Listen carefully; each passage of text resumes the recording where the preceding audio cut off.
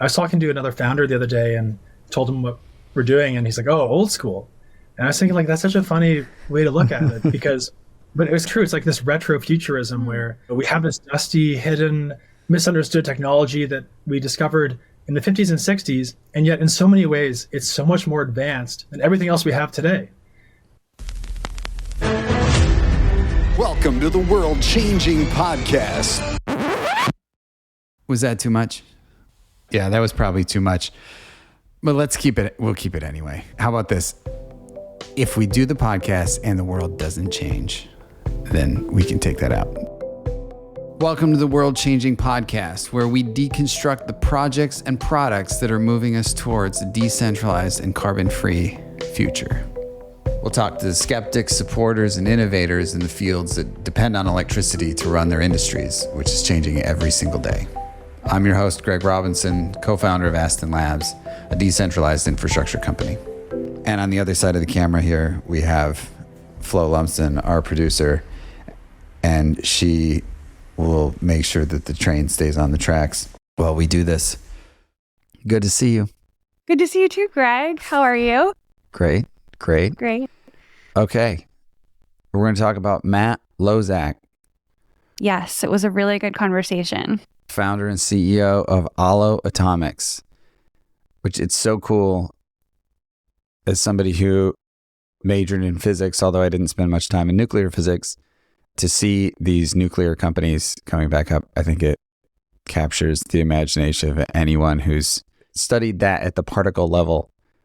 Although I will say almost none of what we talked about was about actual nuclear physics, because building a nuclear reactor startup, raising venture capital money and scaling it from scratch is very different than being in a laboratory trying to make it work. So that's one of the things that made this one so exciting to me, is just like getting it into the real world, commercializing a nuclear reactor, and what that really takes. So in this episode, we talked about solving for the tech. Of course, the technology has to work. It has to be safe. People have to trust it. That public opinion piece we talk about, not in my backyard, the NIMBYs, that's a big part of nuclear. You have two camps where on one side you have everybody saying, oh, obviously all you need is nuclear reactors. And then there's this huge push against commercializing them. So it's just such an interesting situation. And then, of course, the finance side. All of this has to be financed. So a little bit more about Matt real quick. Matt Loszak, he studied engineering and physics at Queen's University, and then he worked as an acoustical engineer for 1 year before quitting to spend 10 years in the software startup world. He co-founded Humi, which is an HR software suite, which scaled to 150 employees. But his holy grail has been to return to his roots, combining engineering and physics with his learnings from the startup world.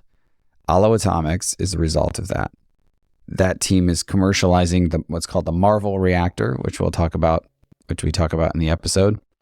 It's a micro-reactor from Idaho National Lab, and it will be the first new micro-reactor built in the U.S. in decades.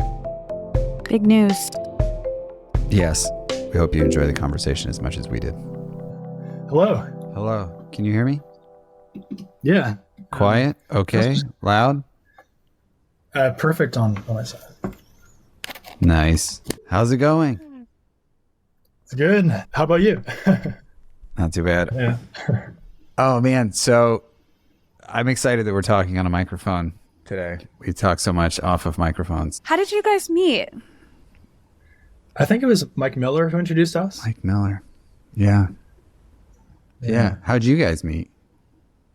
Mike Miller? How did we meet?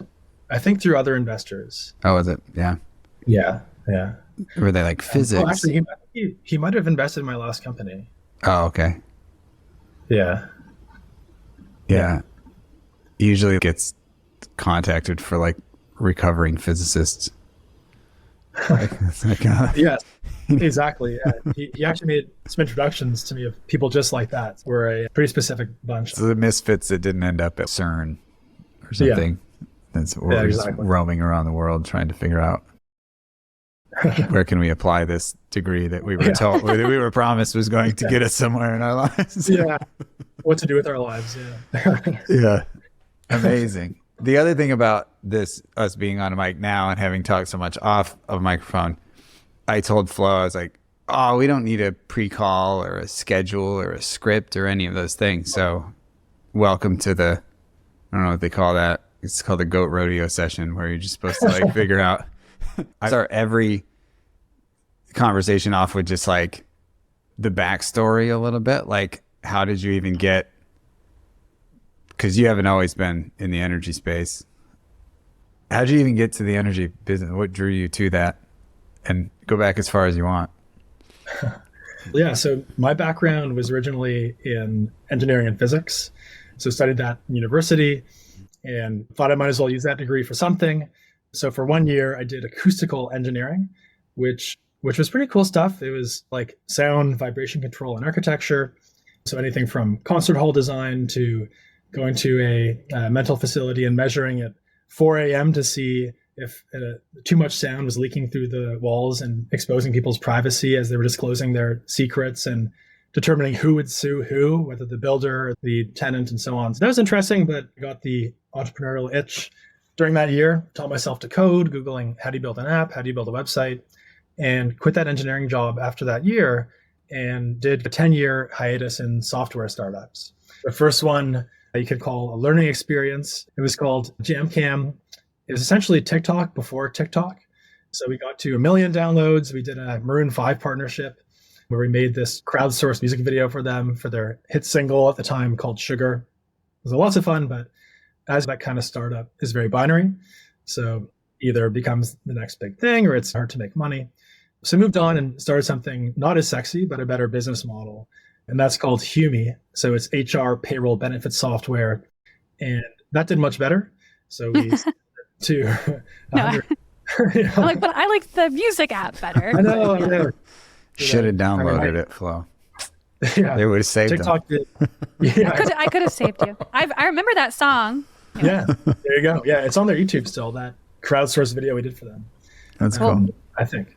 But yeah, so Humi was not as sexy, but a better business model. And we scaled it to about 150 people. So it turned into a real business and learned a lot about recruiting and how to structure a company and all those good things. But really my kind of holy grail objective all along was to take those learnings from software and business and bring it back to science and engineering, where I came from. Mm-hmm. So about 2.5 years ago now, left during a Series B and sold some shares and started to explore all these kind of more technical, fun areas for a physicist like me, like us, and really honed in on clean energy. And I was thinking, should I do something in solar or batteries? And the more I looked into nuclear, the more it lit this fire under my butt. Mm-hmm. I've never seen something where there's such a large disparity between the public perception of something and a lot of the realities. Mm-hmm. And so that's really what lit this fire into me. So I set out to learn whatever I could in the space, and to date I've met with over 500 people in nuclear. Met my future business partner, about 100 people into that list. Wow. And the rest has been history. That's cool. I have to do this to you. So why go even further back? Like why science and engineering? What did you do as a kid? What did you have? Did you have some kind of bias towards one route or the other? Like math, science, engineering, but did you have any kind of activities or exposure as a kid that sort of guided you into that? I'm glad you asked, because I was thinking about this the other day. I think there's two things that come to mind. So one of them is I used to essentially want all these toys, but I couldn't get them, so I would make them out of cardboard. And I got very good at building toys out of cardboard, like to the point where it looked pretty realistic. They were functional, different like suits of armor or like weapons and like things like that. And I feel like that's like an early precursor to like engineering or just being hands-on.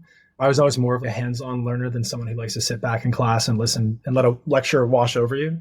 And then the second big thing is I had this weird obsession with magic tricks as a kid. So I had this magic briefcase with my full magic infrastructure, like all these different types of tricks. And there's some sleight of hand, but also some gimmicky kind of hardware you needed. And I just loved the idea of seeing something and being like, how the heck does that work? You can either shock other people. It's, look, can you believe this is possible? But then maybe they want to know, and maybe you tell them, maybe you don't. So I feel like physics and science is the closest thing to that in real life, basically. Yeah. Yeah. Yeah. I have a 10-year-old who is obsessed with magic, goes to magic meetups, also obsessed with engineering, 3D printing, like now wants to learn about Ohm's law and how to build electric circuits and to build battle bots. So yeah, that path through magic. I have to know, were you the one who told everybody your tricks? Or were you the one that was like, oh, I'm gonna fool everybody? Was it more of a performance thing for you, or it was like, I know the secret, let me tell you? Were you a secret teller? And maybe I should already know that because you're not a magician today, and like magicians don't tell their secrets. So maybe you were a secret teller. And yeah, exactly. I was your career. Yeah. Yeah. I think I generally would let the mystique simmer for some time. Nice. So you're bored of it? Yeah. Maybe if I should tell people. Yeah. That's amazing. That's really interesting too, because I'm always wondering how someone comes from science and engineering and then moves into being the CEO of a company. Like being a CEO of a company is, even though the daily work is like perfectly matched to science and engineering, because it's all about just, I need to know a little bit more, change the view, here's the hypothesis, we're going to test it. So that works really well. But the actual, like the pitching and all, that's actually antithetical to being a science or engineering person in a way. The whole, if you look at the whole universe, the whole process of, oh, that one didn't work, let me change. But when you're in that moment, it always seems to have to be something in your life that was like some kind of performance or some kind of place where you had to put together the plan or put together the pitch or put together the performance. Did you have any of that, other than being a magician, of course? But, I feel like maybe one path I've seen some people go through is from CTO to CEO. So in my last company, for a time I was CTO, and although I had other roles as well. Once you do that, and then maybe you have an initial success with business in general, and then you look around the world and see what you want to do. Often, I think if you get obsessed with these sciencey style businesses, then you look around and there's a very specific profile of person who can lead a science-focused business, I think. And maybe people in the world who are not as technically inclined or have more psychological or sales-oriented minds or something, they wouldn't want to start a sciencey focused business. And so I feel like it's almost out of necessity. Like you have a bunch of engineers leading engineers. Often these engineering CEOs are engineers as well, just almost out of necessity because no one else is going to do it. That resonates for sure. I think, especially going into, I have to know, like in all the conversations you had with nuclear folks, was the aha moment for you that, whoa, nuclear is happening? Like there's this sort of renaissance that's happening. And if so, if you did see that moment, did you already know that going into your research, or at what point of the 500 people were you like, oh, there's actually a real way to build a commercial business out of this? Because I think that's often, if you hear people saying nuclear is one of those things we've been talking about for decades, there's no commercial. I actually had someone, I have to throw this out at you. I know you won't be offended, but I heard somebody at COP actually call small modular nuclear vaporware. And I heard it again. So I want to just hear it generally, take us down that path of, you're going along as 500 people, where you're like, wow, this actually could become a commercial company in a reasonable time frame. And then like, how do you answer those questions, or how do you respond to those people saying, oh, this doesn't exist, so it can't exist? Which I already know where that one's going, but start with the first one. Yeah. So I started that exploration in 2021, and this might be surprising, but even 2 years ago, the public psyche was very different. So it's amazing how fast this renaissance has been coming up. And we had 2011 Fukushima, which set a chill on the industry for 5 or 6 years. And then there was the kind of rumblings of a pro-nuclear movement that began around maybe 2015, 2016, and it's been picking up steam. But when I was starting it, it still felt pretty risky. I mean, obviously it still is, but it was even more so because I think it was going against the narrative that all we need is solar and batteries. Why bother with nuclear? There's still a ton of misconception, and all that is still there, but the difference now is that there's a nugget of thought leaders or kind of people on, for example, Twitter, which I think, or X, formerly known as Twitter. Yeah, with kind of this, there's a lot of kind of thought leadership that happens there. And there's now a nugget of VCs and technologists and people who think about these things who, at this point, that opinion seems like something that's a known truth, but I don't think that was the case even 2 years ago. So I think that's changing. But at the same time, if you go talk to a random person on the street, the situation is identical, which is they're either indifferent or maybe a little bit afraid of it. So there's still a huge amount of work to be done. So I think when you talk to someone and they say it's vaporware, they're technically right. No company has been approved to build anything except Kairos actually just got a good approval to build their test reactor. And Marvel got their approval to build their test reactor a few months ago. And that's Marvel, the latter is the one that we're basing our technology on. So it's very rapidly emerging from the vapor and the fog, and the physical stuff is about to show up. Yeah. Obviously, like in engineering, like everything starts as vaporware. So like you got to have an idea of what you're going to build. Question on since you talked about companies that were getting these approvals, can we talk about NuScale? Do you know anything about them? Yes, a little bit. Yeah. So that was one of the things that I was reading about a bit. I don't know that much about it, so I'm not going to sit here and explain what's going on there, but they're now, I would say, so I got into solar like 2010. Very soon after I got into it, we were blessed with Solyndra.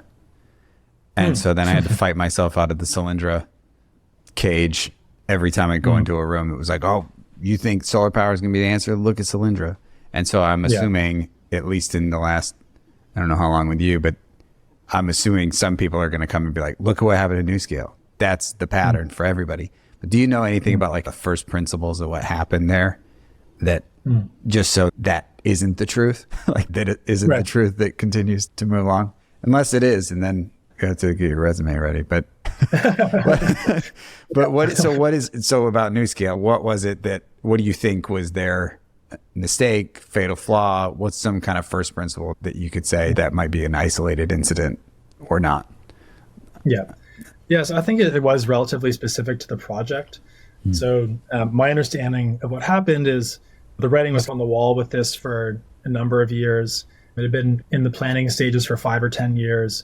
They were trying to build a reactor with a large capacity, over 100 megawatts, and they hadn't fully subscribed PPAs or offtake for that demand. And so it got to this kind of threshold where a lot of people saw it coming, but that particular project just was not properly planned. So I think it's less so something that speaks to the technology and maybe even less so to the economics and more just the planning of that particular project. But I'm curious if you've heard more about this.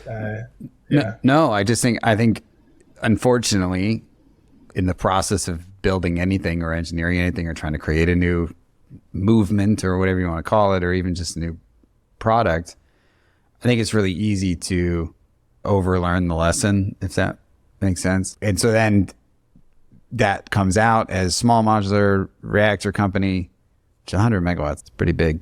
It's like that one didn't work, therefore all reactors will not work. I've heard stories of Elon Musk talk about how in the early days of Tesla or SpaceX, to him it wasn't like the failure of Tesla wasn't the failure of Tesla, it was the failure of electric cars. And it was going to be another decade because now everybody would say, oh, it wasn't Tesla, it was electric cars. And so I think just all I know about NuScale is that people are now, it will get used as a reason to not go down the nuclear path. And I think that it's important to note that my thesis, I think the hardest part about the energy transition is finance.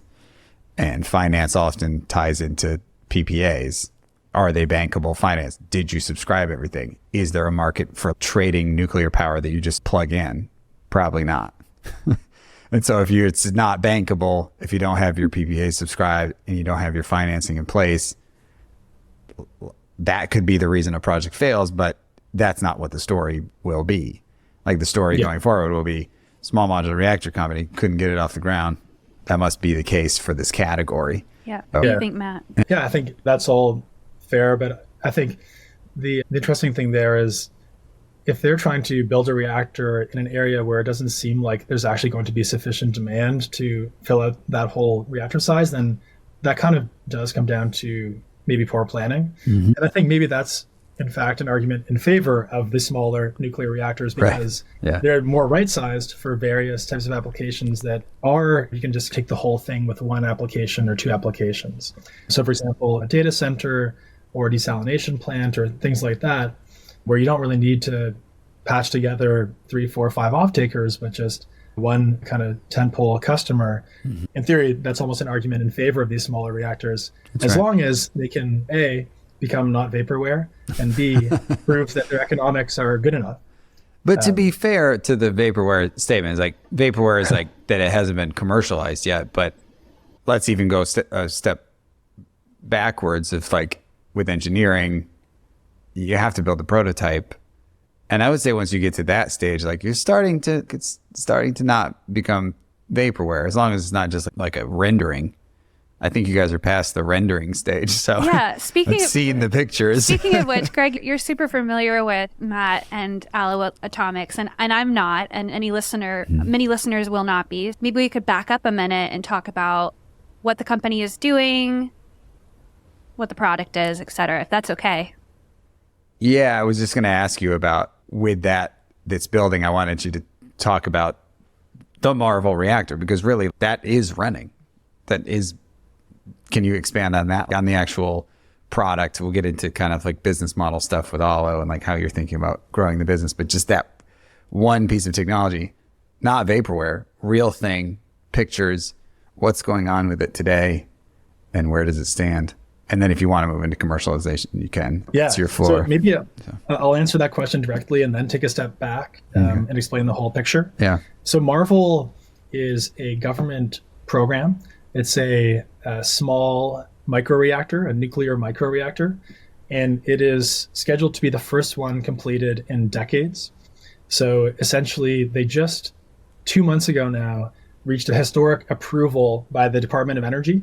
They became the first reactor that the DOE has ever approved. So it's this new design, they've approved it, and they've already started construction, and it'll go critical, it'll turn on next year. So this is super exciting. Taking a further step back, this is all happening at Idaho National Lab. And INL is essentially the nuclear womb, so to speak. You know, in the 50s and 60s, there were roughly 52 reactors, kind of test reactors that were built at Idaho National Lab. And then they went down to 3 during the kind of slowdown in nuclear interest in the 70s, 80s, 90s. And Marvel represents the dawn of the second atomic age because it's this first new reactor being built there since that slowdown. And several other reactors, kind of test reactors, will follow. And a test reactor is something that is not intended to make revenue. It's intended to test out the neutronics and the thermal hydraulics and just build something out. And test something about a certain technology, whether it's different types of coolant or different types of fuel. That's what Marvel is. Should I go on to talk about the company, or do you guys want to dive deeper on Marvel? Yeah, I probably will come back to that, but just keep going. So that technology gets built. That's been developed over time.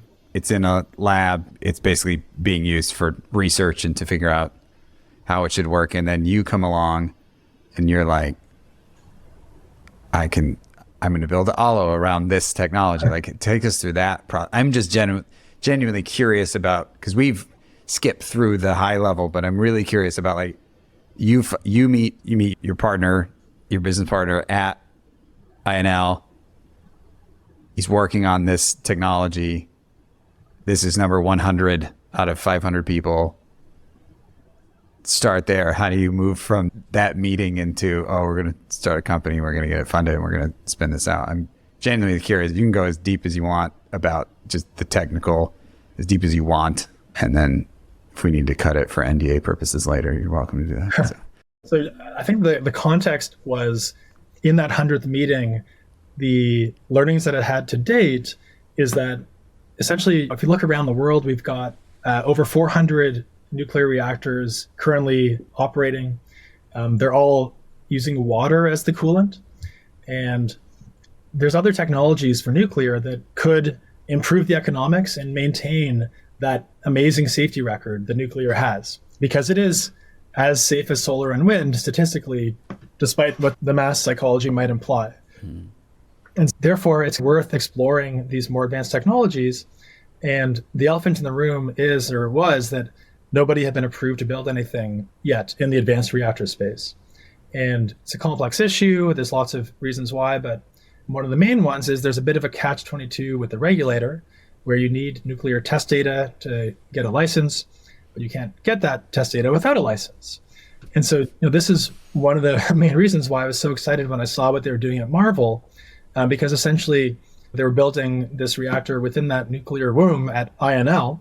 And essentially, so if a company like Aalo came along and were to commercialize a scaled up, more economical version, then we could point to Marvel and say, this is our test reactor, and let's go straight to a commercial deployment.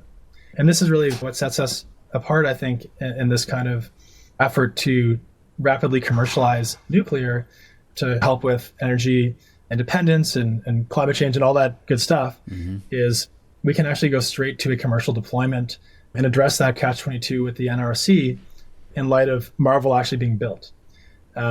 So we've actually recruited a number of people who worked on Marvel, including the chief architect and project lead, so Yasser Arafat, and he's our CTO and business partner, and a number of others from the Marvel program. And we're essentially telling them, say, let's do it again, but scale it up, and we'll really focus on economics. And our ambition is essentially to have that same stamp of approval to start construction within 2 to 3 years. It's a scaled up design, a bit more complex, but the team just did it. That's the core thesis of Aalo, our company. Yeah. And so then you go to them and they say, yeah, great. That sounds great. We'll do that deal with you. We'll help you.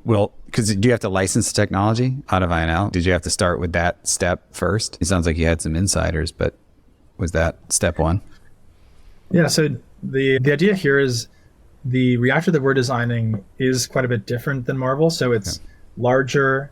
There's a number of design changes that I can get into if people are curious, but essentially the reactor is separate IP. But the part that we're trying to leverage, that we'll have to license or go through the right pathway to obtain, is that nuclear test data.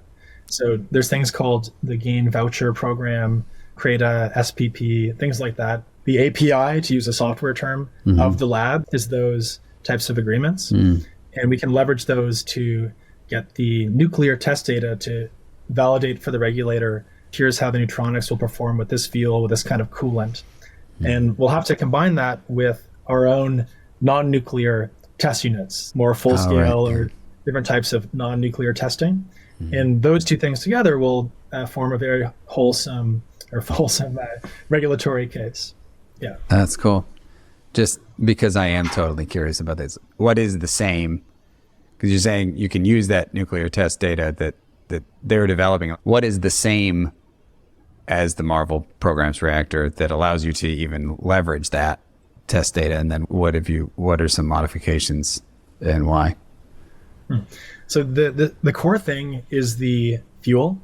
So the fuel is a very interesting fuel called uranium zirconium hydride. And this fuel is often used in university research reactors. So there's 30 university research reactors around the US, and often students walk around these things without even knowing they're walking around a nuclear reactor. And the reason is there's no big concrete dome or anything. And the reason they can get away with that is because this fuel is so inherently safe. The hotter the fuel gets, the less reactive it gets. Practically what that means is you can try to make it melt down and it won't. The physics of the fuel prevents it. Whereas elsewhere in nuclear, a big concrete dome saying, hey, if it melts down, at least we'll capture it. But this is saying it can't with the fuel.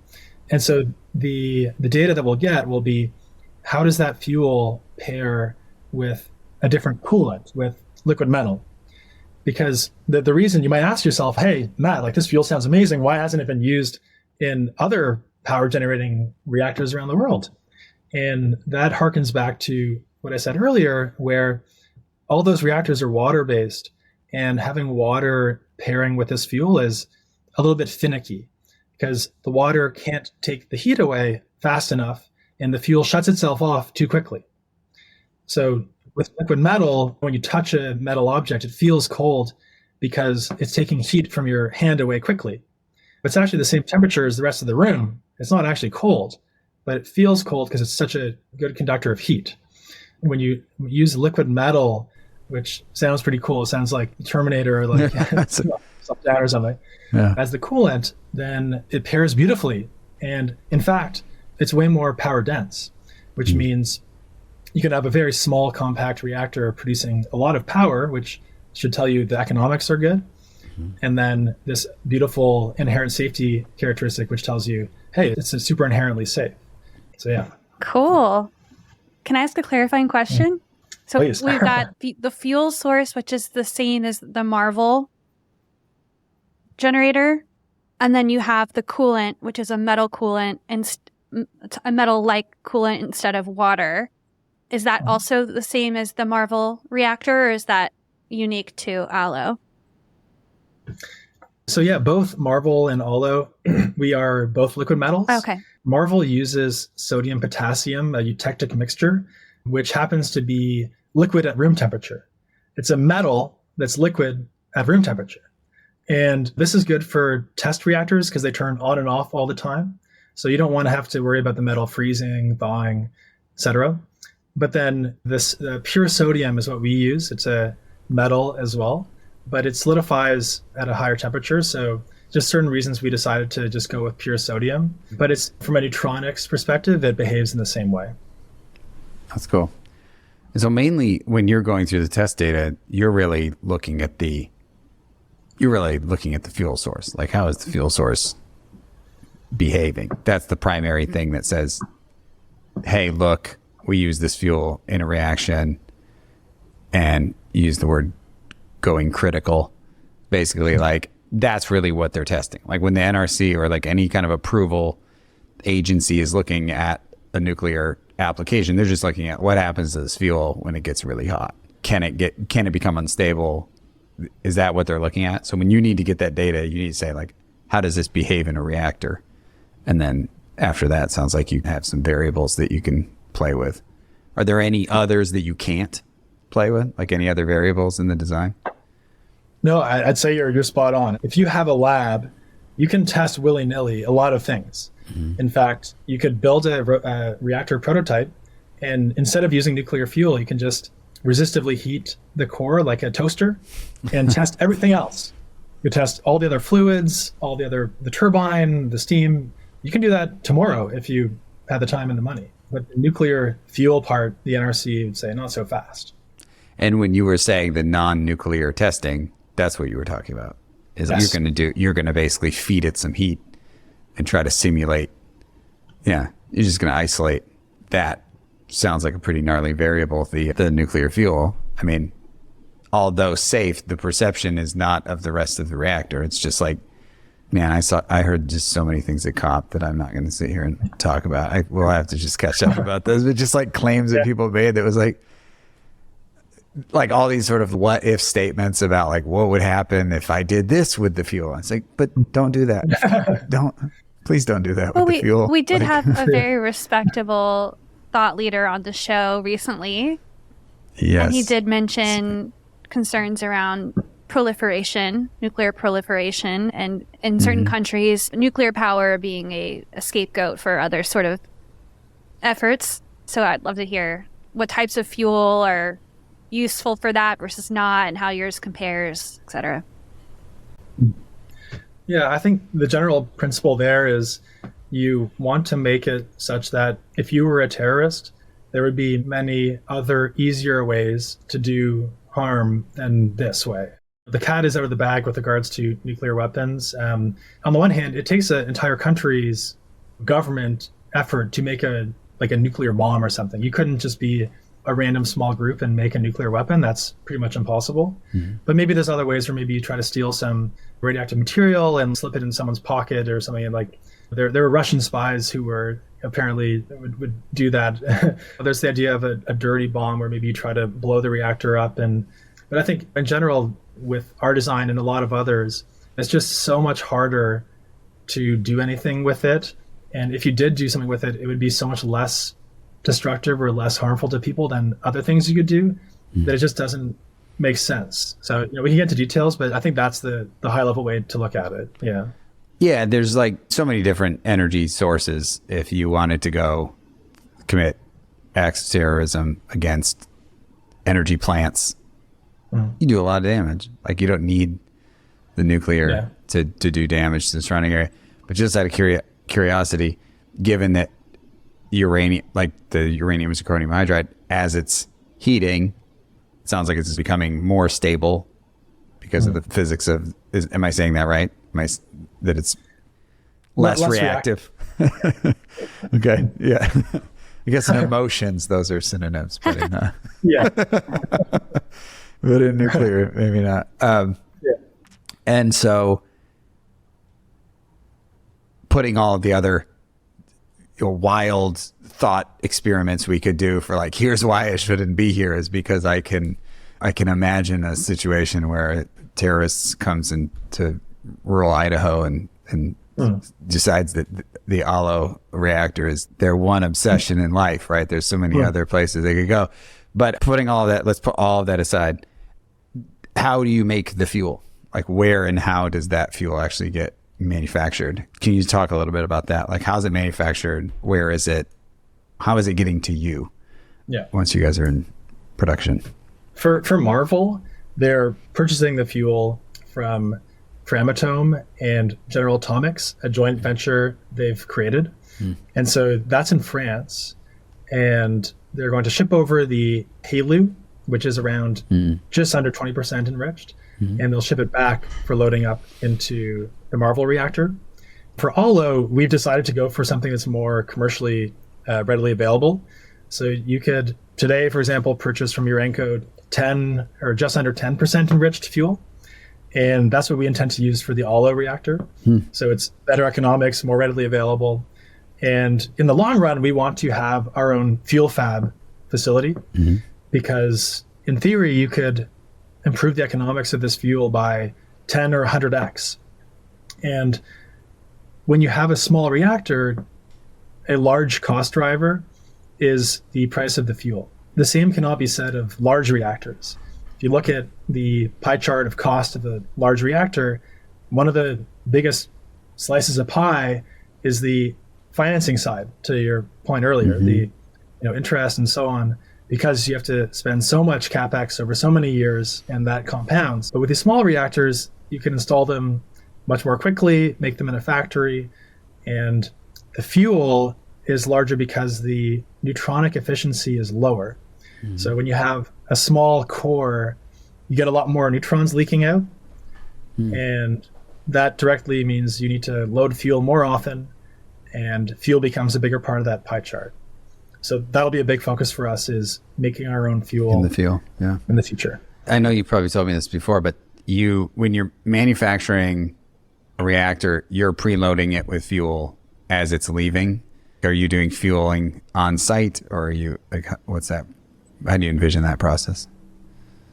There are some other companies that are envisioning having a shipping container that's all inclusive, and you just deliver it, plug it in, it produces power, and pull it out and ship a new one. We're not envisioning that. We're envisioning shipping the reactor and shipping refueling equipment and having it be much more like a flashlight or something, where you install a flashlight and install the batteries and then replace the batteries every 5 years. So it could be ship this thing once, you install it, it powers 10,000 homes for 5 years, and then you refuel it in a day or a week and keep going. Yeah. That's cool. I think it captures the minds of anybody who studied physics, because it's like the most pure merge of physics and engineering. It's like this thing that you learned, it almost seems like theoretical physics when you're learning it. Radioactivity in general, it just seems like, oh my gosh, we didn't know about this forever. It's like magic. It's like magic. It's like your magic tricks. I think that's going to be the metaphor for the episode, is that you like to do magic as a kid, and now you are doing magic energy. So it's literally, it's alchemists, like alchemy from the old days. Yeah. They figure out how do you turn like lead into gold? Like that's possible with nuclear physics. Yeah. Turn one element to another element. Like our power producing asset inside of it is alchemy. Right. Like it's so cool. And also, going deeper on that point is I was talking to another founder the other day and told him what we're doing, and he's like, "Oh, old school." And I was thinking like that's such a funny way to look at it because, but it was true. It's like this retro futurism where we have this dusty, hidden, misunderstood technology that we discovered in the 50s and 60s, and yet in so many ways it's so much more advanced than everything else we have today. It's like this alien technology that is like hidden in the past, and we're just trying to uncover it and enable it for the future. It's really beautiful. That is, yeah.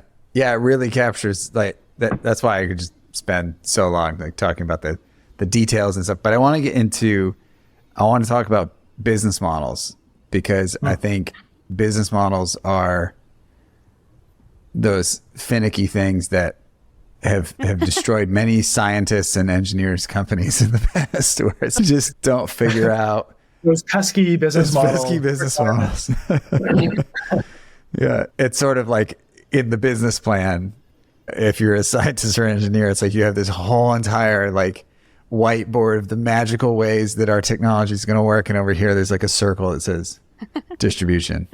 Yeah. So I'm really curious, like, not even just how you're thinking about it, but just more broadly, let's maybe start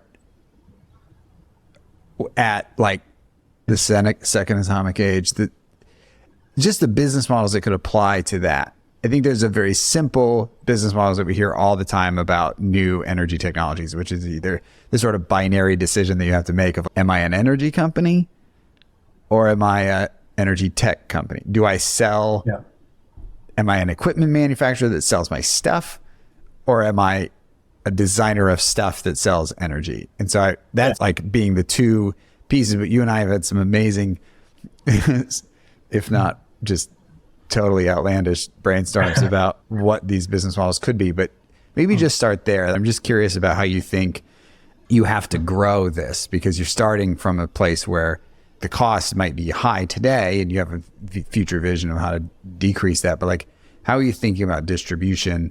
And then maybe just in general, what is your opinion about what will be the business model, or what do you think is the prime business model for this second atomic age?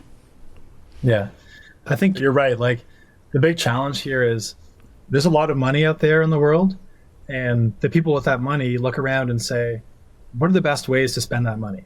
Mm-hmm. And by spend, I mean invest or try to get an ROI. Mm-hmm. And nuclear is pretty scary financially, not even from a safety perspective, because you need a ton of money for the current state of nuclear, and the ROI is uncertain. That's the state of finance in nuclear today. It's funny because for us as a company, we have to solve a lot of different things, and maybe three main things, like the technology side, the public perception side, and the finance side.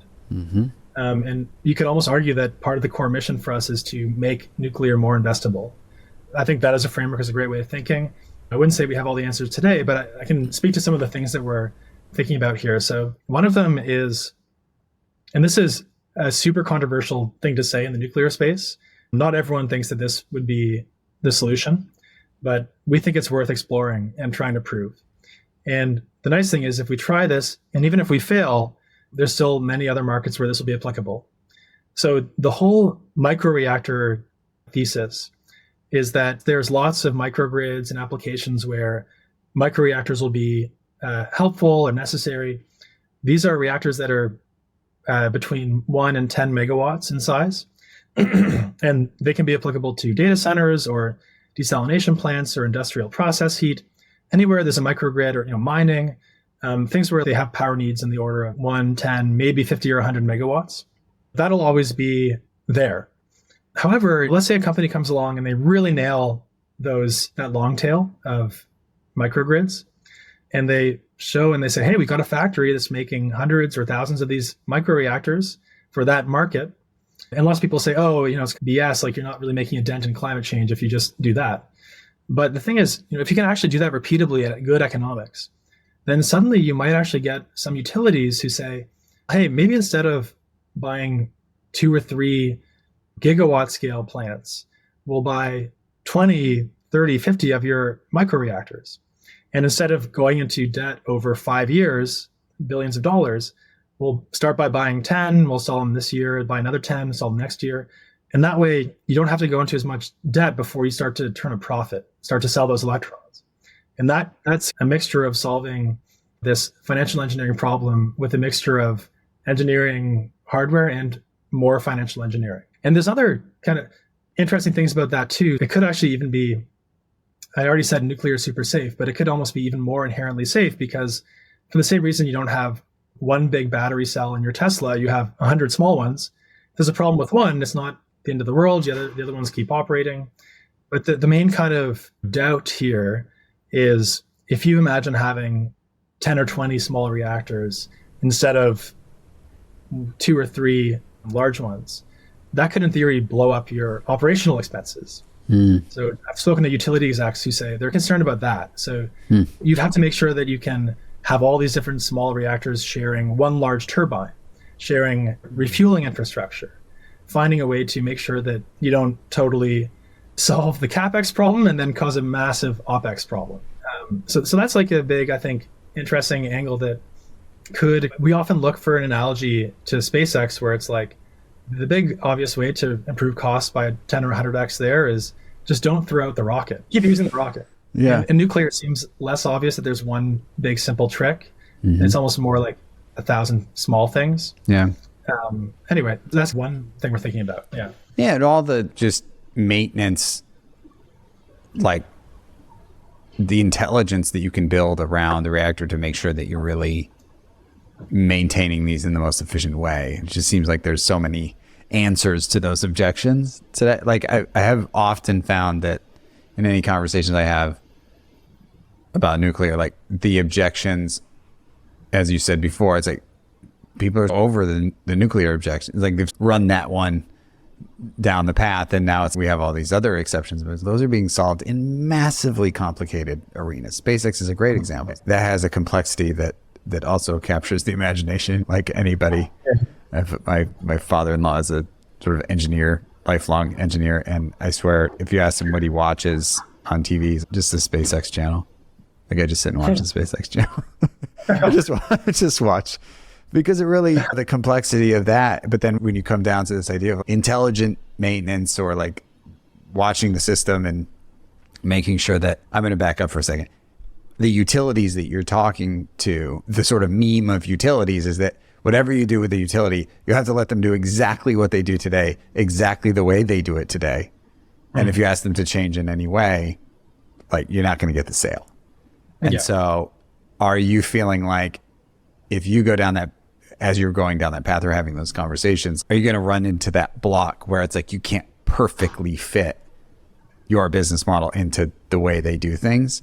Or do you feel like there's enough pull for them or you have enough value for them to potentially even alter the way they do things because there's more reliability here and because it's because it's carbon free? Those are the other things that we're just glossing over. You and I haven't even touched on that. Even though we just went to COP, it's like we're sort of glossing over the fact that this doesn't emit greenhouse gases. We're just moving over that and saying, oh, utility will do this, but my natural gas OpEx is just a little bit lower, so I'm going to keep burning all these fossil fuels over here. Like, how do you think about that in terms of utility? Do you think that they will evolve to kind of see the world from your perspective, which is just like a lot of small things would be? Or do you think do you think you're going to have to solve those problems for them to get a distribution model? This is why I'm thinking we'll go after them eventually, but not initially. Got it. Yeah. So we'll prove it out in the early adopters. And then slowly the slow-moving elephant utilities will say, "Oh, this looks interesting," and then No, I think what'll happen is the early adopters will buy the laggards, and then they'll be like, "Hey, you don't have to do anything different. We'll do it. We'll take it from here." What about? I have another potential benefit from small modular. But I'm not sure. Does it help with grid reliability, stability, redundancy? Could that be another aspect of the sale to a utility company? Yeah, in that case, for example, with the initial markets we'd be going after, their alternative would be trying to plug into the grid and cause problems for the utility. So it would be helpful because with a lot of these new microgrids that are going up, it's very lumpy, large demand, and it's hard for utility to deal with that. It's not just like a few new small homes going up. We could definitely help utilities from that perspective indirectly. And maybe there's some interesting business model that kind of facilitates an agreement between all the parties involved. But I think it is a major way that you can enable a ton of growth in new data centers, new desalination plants, new industrial facilities, building and not worrying about causing problems with the grid by just selling to them these microreactors and saying, hey, initially this will cost a bit of a premium, but it's worth it for the reliability, for the fact that it's clean. And if we can make them as safe as a university research reactor, then it's something that you would want in your backyard because it's just there. Yeah, it's because we've talked about the unreliability of other renewable clean energy sources. So we need a carbon-free baseload for the grid. So if different parts of the country are trying to completely go carbon-free for their grid, they would want to probably initially have some kind of reliable baseload like nuclear. So yeah, totally. Do you ever imagine a nuclear reactor just being like a component of a data center rather than being like, oh, I'm building this energy system and then I need to find a data center so that I can power it? It's like, you don't say to a data center, you're not like, oh, I got this HVAC system and then I'm going to run the HVAC system. We got to find a data center for this HVAC system. It's just a component of the data. Like, it's just servers are part of it. HVAC's part of it. This door right here is part of the data center. Because it's so compact, does that just become an appliance at some point? It's hard to imagine like solar panels being an appliance, except for at a house it is.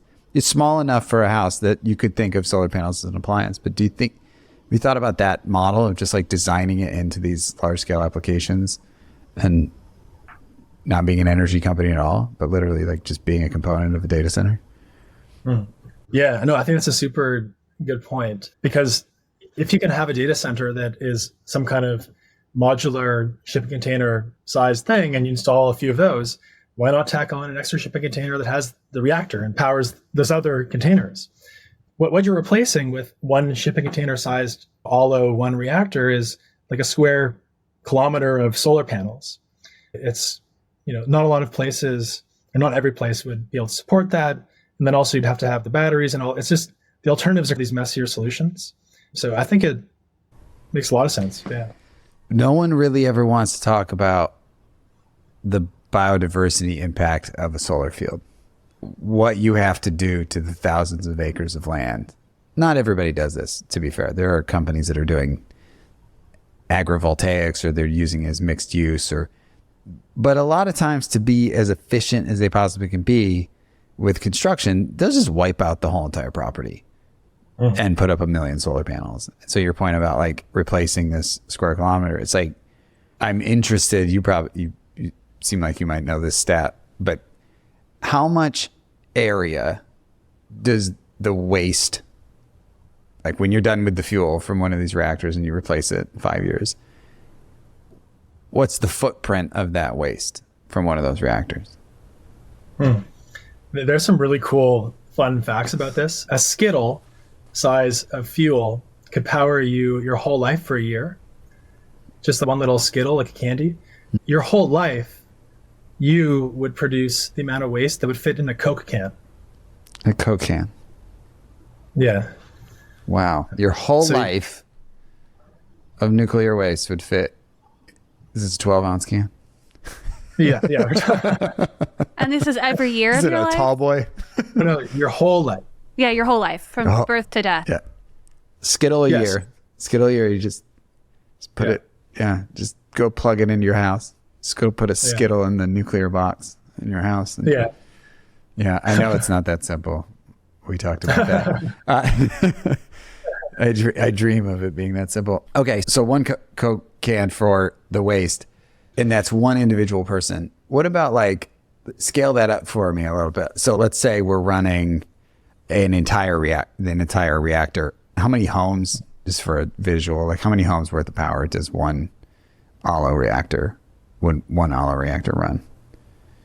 So yeah, a reactor would fit in a shipping container, and it would power 10,000 homes. 10,000 homes Yeah. And in one shipping container. yes. And so what's the waste of that? So we scale that up to 10,000 homes. Is that 10,000 Coke cans, or is that like for the entire life of all of those human beings? Do they have one person in each one of those homes? I think what's even crazier than scaling it up for just one of our reactors is you scale it up to every reactor on Earth ever, and you take all the waste from all those reactors from all time, all of that would fit on a single soccer field or a football field. And it would be maybe like 10 yards high kind of thing. So you compare that to the waste that coal plants or natural gas plants put out is just insane. Like the pile would be as big as a city of stacked like kilometers high or miles high of just carbon waste that's in our air, in our lungs. And then even with renewables, right now there's not great recycling there. And so there's quite a bit of volume of waste that will be produced. So it's cool because with waste, not only is it not this big unsolved problem, but it's actually a very manageable, totally solved problem, which is very manageable and small in scale relative to what we get from it. Yeah. How many gigawatts of nuclear do we have in the world right now? Do you know that stat? I think probably somewhere between 400 and 800 gigawatts. I'm not sure. 400 and 800. Wow. Yeah, because the DOE was, I think it was the DOE Loan Programs Office or something, was talking about, I saw a stat that was like, we need 200 gigawatts more nuclear for the energy transition just in the US. And so you saying that for all time, it's like a soccer field, we're going to have to set aside, I don't know, I was going to say the end zone, but we're going to have to set aside an end zone on some high school football field to like deal with the waste for the next 50 years or something like that. So it's really not a massive footprint compared to a lot of these other technologies, like a lot of, and my point about solar installations is like, they're great. You could retire if you have long duration storage and you have solar, like you can, and a lot of land, and you're willing to wipe out all life forms within however much space you need, several thousand acres potentially. And again, I don't mean to diss it so bad, because there are people who are trying to like make them, to use them in different ways, but I don't think that's the industry standard. It's more of, we're using this renewable so that we can get rid of fossil fuels, but in the meantime, we're solving this other problem, which is just massive tracts of land. That's really fascinating just to get that scale. Did you know that, Flo? Did you know that it was that small? Like the nuclear waste was that small? I don't think so. For all time? Yeah. I didn't think it was going to be a lot, because I know it's pretty efficient. So what about in terms of mining? Are we going to have to ramp a bunch of mining operations up in some hard to reach places of the world? A lot of the mining today happens in Canada, Saskatchewan, and Kazakhstan, and Australia. This is not investment advice, but I do think Cameco stock, for example, will do well in light of this kind of nuclear renaissance that we're seeing. What's the name of the stock again? Pamlico? Oh, Cameco. Cameco. I'm writing it down. Yeah. Cameco. Okay, cool. Just don't act. Oh, you're not an insider, are you? Are you an insider? No, they are a Canadian company, and they bought Westinghouse recently, which is pretty cool. But I think what's interesting about this is we were just a COP, and we were in these countries where so much of their economy is based on oil and gas, specifically their reserves and the oiling of the gas. Like all this value is in the fuel. And what's interesting is nuclear kind of flips that on its head, because a lot of the value in nuclear is not necessarily in the fuel, but it's in the technology. And that kind of makes it an interesting game, because on the one hand, some of these countries are diversifying and trying to build nuclear. So UAE is where COP was, and 25% of their grid is now nuclear as of the past 2 years. His Excellency Al Hamadi led that rollout and did an amazing job. This kind of reminds me of, for example, the finance world and Bitcoin or cryptocurrency in general. It kind of changes where the value accretes. With crypto, it's no longer the fat cats. And in the old finance system, the person who made the database that stores how much money you have, which could easily be changed by anyone, the person who made that database didn't really make much of the money or accrue the value.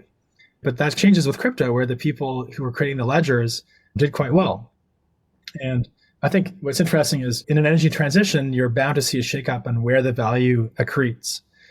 And with nuclear, there's certainly still a lot of value in mining, but there might be even more value in a lot of the technology and deployment. Yeah. And the end use applications, fresh water or green chemical production or AI, some of those, like green chemical production, that's not going to scale with fossil fuels. AI, that's going to grow. Those data centers are going to get deployed. The internet is not shrinking. AI is not shrinking. We are going to build more. We're either going to build them without fossil fuels or we're going to build them with fossil fuels. But it's going to happen. I typically have one question. I already asked you that because I said to go back to your childhood, but I'm very curious about not just was there something in your childhood that led you to this, but was there anything that you were exposed to as a kid that uniquely prepared you for this moment today, what you're having to face today, like this public perception challenge?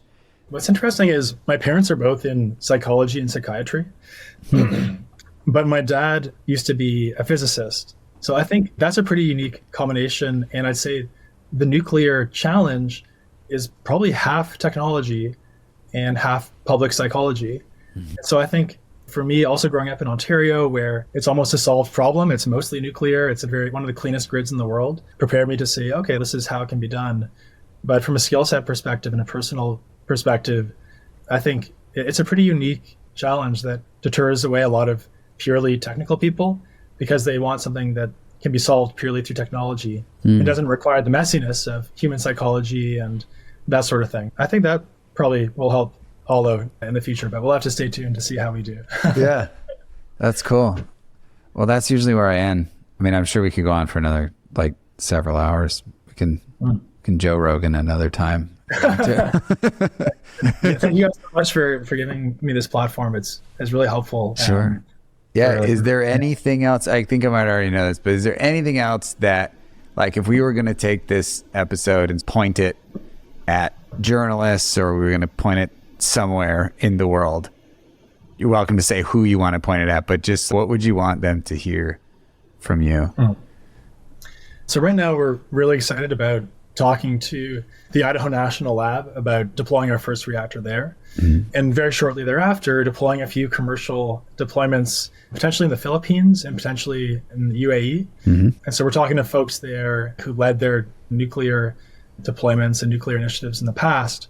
And so we're really pushing hard on that angle. But the main focus for the company is getting the DOE approval to construct our first reactor, which our objective is to then subsequently use that as our first commercial reactor. So it'll actually make revenue. And so those are the kind of current focuses for the company. We're also fundraising for a Series A in Q1, and we'll use that to scale things out, get our warehouse and build some physical prototyping, all with the goal of getting that approval and building that first reactor as soon as possible. Who do you need to get buy-in from for all that to happen? INL, Idaho National Lab. INL, some specific people we're in contact with from UAE and Philippines. Got it. We need to recruit good people, so hopefully people will be listening who could be maybe join, or also potential investors or customers. So are you expecting to, once you get those deployments in maybe the UAE or the Philippines, would that be like your case study to do the bigger commercial development, or would that all be happening simultaneously? Or the first deployment, I think we're aiming to start construction in 2 to 3 years, and that would be at Idaho National Lab. Okay. And I think as soon as construction starts, as it becomes more real, then it becomes more likely we get some more firm offtake agreements. And then we can finance against that and try to rapidly build and parallelize as much as possible. So I'm not exactly sure of how that timeline will look, but we're going to try and do it as fast and parallel as possible. Nice. Cool, Matt. Thanks so much for having this conversation on a microphone. We'll have to do it again sometime. Yeah. You guys are awesome. Thanks, Matt. Talk soon. Good luck on your quest to make magic real. Yes. To dust off the inventions of the 60s that we put away and modernize it. Yes. Yeah. Thank you so much. Love it. Thanks, Matt. Thank you. Bye. Hey, it's Flo. We would love to hear from you. What questions do you have about the future of electricity and power? What guests do you want us to interview? You can let us know and help us get the word out by commenting, rating, and reviewing us on Apple Podcasts or Spotify. You can also join the conversation on Twitter and Instagram. Our handle for both is @the WC Podcast. Thanks for tuning into this episode of the World Changing Podcast. Be sure to follow us wherever you get your podcasts, iTunes, Spotify, YouTube, to hear the latest episodes.